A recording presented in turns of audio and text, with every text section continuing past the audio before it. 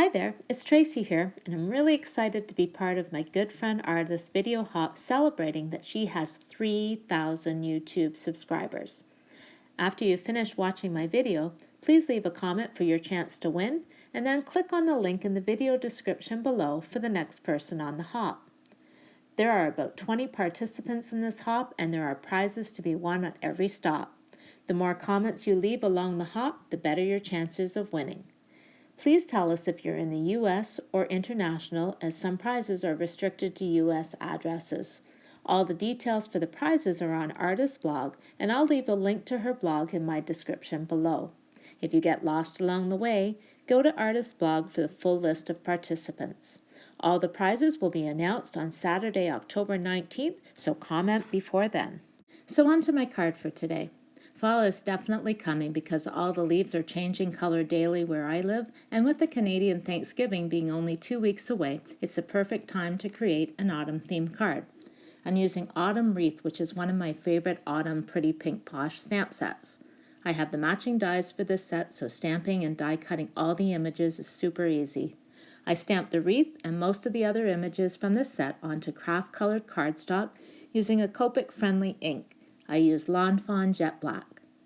With my Misty, I triple stamped my images, which gave me a really good impression. These are all the markers that I used for my card. I'll put all the Copic color numbers in the description below. I did all of my coloring off screen, mainly because I color super slow, and also because most of the images were only colored with 1 or 2 colors. I used some low-tack tape to secure the dies to the panel before I ran it through my Gemini Junior, and once they were cut, I separated all the images from the dies and I set them aside to use later. What I am going to show you today is how I created my Distress Oxide background. I started off with a panel of Bristol Smooth cardstock and chose 3 shades: Squeezed Lemonade, Wild Honey, and just a bit of Candied Apple. I've been switching back and forth between using my life-changing blending brushes and my mini foam blenders. I think I must be the only person who is going through a bit of a learning curve with the brushes.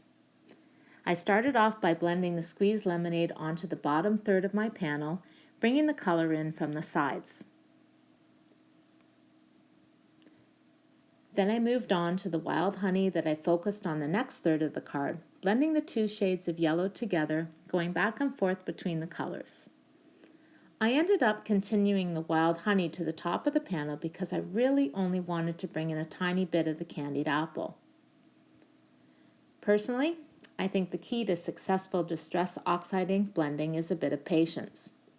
The inks are super smooth and creamy, and there's a point where you think that you are just putting down one color on top of another. But then you start to see the magic, when the colors start blending together beautifully. I stopped to clean up my work surface with baby wipes because I didn't want to pull the wrong inks off my work surface and contaminate my blending. I continued to work on the panel, blending along the transition lines until I had all 3 colors down. You'll notice I didn't put a lot of Candied Apple down, just a little, and then I worked it with the Wild Honey until they were blended together. I continued working on the whole panel until all 3 colors were blended together perfectly. This is where the patience I talked about comes into play, blending the inks back and forth looking for that sweet spot, and then once the panel's done, letting it dry.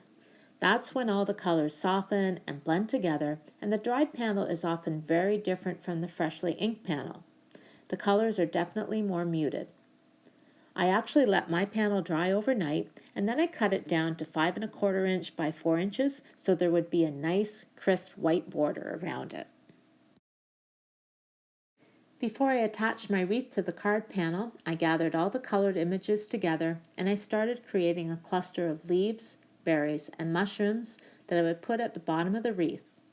Then I put the acorn on the top with some foam tape for a little extra dimension. Once I finished it, I placed the wreath on my card without adhesive so I could see where I needed to put my sentiment that will be in the middle of the wreath. This is where I accidentally forgot to start filming again, so this step is not in the video.